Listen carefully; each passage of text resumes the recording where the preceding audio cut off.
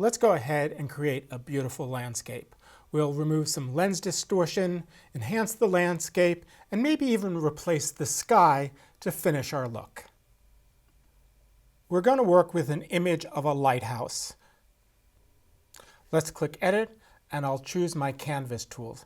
Underneath the Canvas tools is the lens geometry options. And here I can remove any kind of distortion that might be from the lens. It will do this automatically. And I can also remove chromatic aberration. That's those little purple and green fringe lines when you have a lot of contrast between bright areas and dark areas. This image has minimal distortion because of the focal length that I shot it at. Let's switch to the Essential tools and get the contrast right.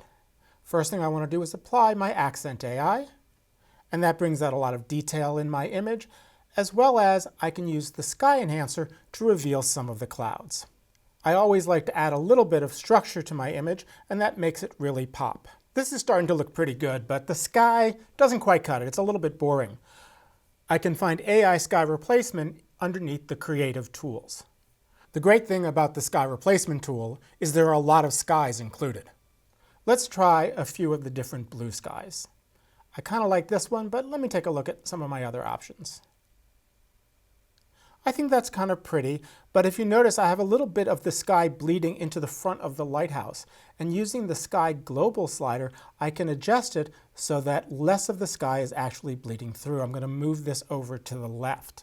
Now, depending on the sky in the foreground, there's a lot of different options that you can work with. Other ways that you can finesse the sky is using the Close Gap slider. And let's tweak the sky temperature and exposure so it matches our mood. In addition to the skies that already come bundled with Luminar, you can bring in your own skies. You can load your own skies from the bottom of the AI Sky Replacement drop-down menu. I'm pretty happy with the sky the way it is, but I think I want to change the temperature of the water. Not that it's too cold or too hot, but the color temperature of the water. Underneath the Professional Tools area is an adjustable gradient. And the nice thing about the adjustable gradient, I can use this to change the color of the bottom of the screen without affecting the top of the screen. So the first thing I like to do is set the orientation of where is the top and where is the bottom. And I can move this down by just grabbing this overlay. And I can also control the threshold, or how softly we transition from the bottom to the top. Once I have it positioned exactly where I want, I'll click again on Set Orientation. Now I can go to the bottom part of my image and control how warm or cool the color temperature is for the water. By moving it to the left, it gets really blue, but I want something more natural, so I'm going to add a little bit of warmth to this and maybe pull down the vibrance a little bit just so there's not so much saturation. If I wanted to, I can also control the top of the image, and in this case, maybe I feel that everything is a little bit too bright for the mood that I'm looking for. So once again, I can bring the exposure down in the upper part of the image, add a little bit of contrast, and also warm that up. Now that we've basically created a new image, let's switch back to the Essentials tab and tweak the contrast.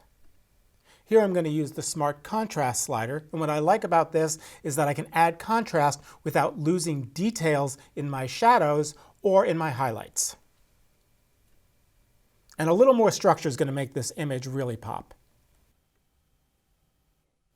I like where this is going. I'm going to step into the Landscape Enhancer to really refine the image.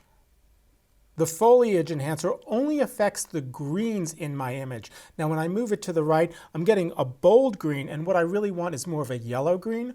So I'll move the Foliage Enhancer to the right, and then under Advanced Settings, I can adjust the hue and bring that green down to more of a golden orange look. We're almost there. A little bit of golden hour to make it look like sunset. And I think I now have the perfect lighthouse image. Let's take a look where we started and where we ended up.